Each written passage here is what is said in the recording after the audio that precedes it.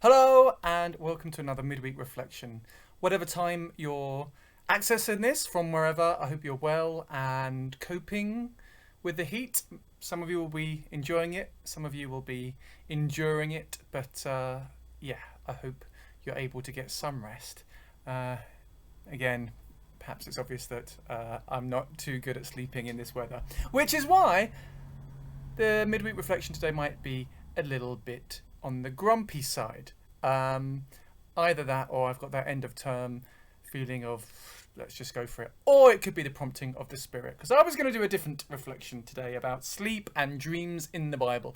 But then I got to watch the news and decided or was prompted to do something else. Because I'm recording this on Tuesday as I normally do for midweek reflections, so you can see it on Wednesday. And in the news there were a couple of records that we heard about. One of them was Jeff Bezos, the former Amazon owner, CEO. And he today, Tuesday, is hoping to set the record for enabling the youngest and oldest astronaut to go into space. I think it's called Blue Origin. You know, he's going up there and floating about and looking at the Earth, which is lovely.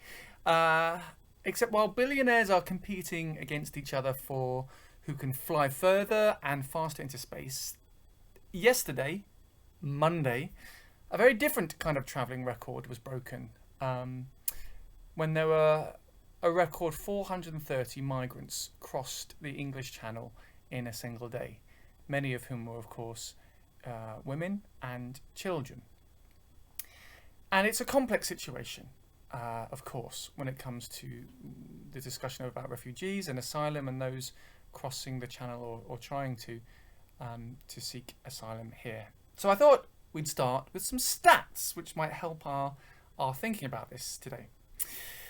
So at the end of 2020, there were around 82.4 million people who were forcibly displaced across the world, who through conflict, through natural disaster, through poverty, were forced to leave their homes, through persecution, all sorts of things. 42% of those people, of those many millions displaced around the world, are children. And 86% of all of these individuals are living in countries that neighbour their country of origin. So the idea that millions are travelling from developing countries to settle in developed countries to just exploit the opportunities and advantages there, well, that's simply not true. We know that asylum seekers have a hard time of it when they get to the UK. They're not allowed to work legally, and they often have to survive on £5.66 per day, which, covering all their bills, is quite some feat, miraculous if not impossible. But why do they come to the UK? Why not stay in Greece or Germany or France, whatever? Well, the number one reason that refugees give for continuing their journey on to the UK, to put their lives at risk and those of their loved ones, to cross the channel in sometimes not much more than a dinghy you might take to Barry Island. Well, 50% of the cases, apparently, it's because of family ties. They have some kind of family link to the UK, giving on the one hand, colonial or Commonwealth connections. Perhaps that's not utterly surprising. Other factors for coming to the UK can be more practical, like many more people can speak or have some understanding of English. So when it comes to the possibility of education or a job or simply settling into a place, they come here because we speak English. Apparently, it's also not uncommon for people, particularly those from Africa, where the UK has a mixed history, that they would talk about Great Britain as an icon of democracy and justice and freedom, and that we were this beacon of those things, so they would come here seeking them. And we know, of course, many of the asylum seekers, if they are granted asylum, if they are allowed to stay, they end up working in key worker roles. And there's all sorts of statistics about how many end up, for example, in the National Health Service. So, there are a few stats for us to get our heads round to start with. And as I say, these individuals have often travelled great distances, put their lives at risk. Many of the women have suffered violence of some sort or other, and some of the children have too, simply to get here. This is no pleasure cruise across the channel. So what do we do with this? It's, as I say, I know it is a complex situation. So let's see what the Home Secretary, Priti Patel, is suggesting. Well, you might know Priti Patel for her other achievements, such as when she was sacked as the International Development Secretary, when she lied about meetings with Israeli politicians, when she said she was on holiday back in 2017. You might know her from the time when she was found to breach the ministerial code following bullying allegations, which led to a £340,000 out-of-court settlement so that there wouldn't be a investigation in public about that. Or you might know her from one of her other greatest hits, when she called Black Lives Matter protests dreadful. And as she is now trying to push through a bill which could put an end to peaceful protests. In fact, this morning I got a letter from Amnesty about that. But that's another horrendous bill for another day. Today, let's talk about the pushing her as she is pushing the Nationality and Borders Bill. The Nationality and Borders Bill is quite a controversial one. One of the many reasons why it is because it suggests the answer to the issue of asylum seekers crossing the channel to come to the UK. One of the answers is to imprison them. So if a young mother has survived the domestic violence, survived the war, has gone on a journey, risking her life and those of her children, and she makes it to the UK, she could then be imprisoned for up to 4 years simply for coming and claiming asylum. Why is this horrendous? Well, as if I need to tell you. For one, though, it breaks the Refugee Convention. We signed this, we agreed this in 1951 after the horrors of the Second World War, and tried to come up with a plan that would ensure there would be protection for those who suffered persecution. And the United Nations itself has said that the government's plans would breach the commitments made in that convention. So the UN aren't a big fan. The Foreign Affairs Select Committee, our own government Select Committee, said in 2019 that actually a policy that forces excluding these migrants through imprisonment or other harsh penalties would drive them to take more dangerous routes and would push them more into the hands of criminal groups. Interestingly, Priti Patel was on that committee when they found that. It would also cost us, as the taxpayer, apparently up to £412 million extra a year, so it doesn't make economic sense either.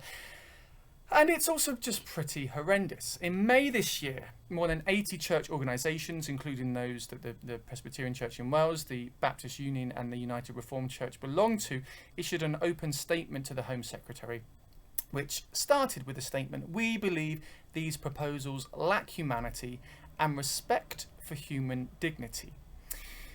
All in all, not great. But where are they coming from, these Christian organisations who said that? Well, there's many lovely verses in the Bible which encourage us to take care of each other. But I'm not in a lovely, cosy mood right now. I'm more in a righteous anger mood. So here are a couple of the more spicy ones. Deuteronomy chapter 27, verse 19. "Cursed is anyone who withholds justice from the foreigner, the fatherless, or the widow."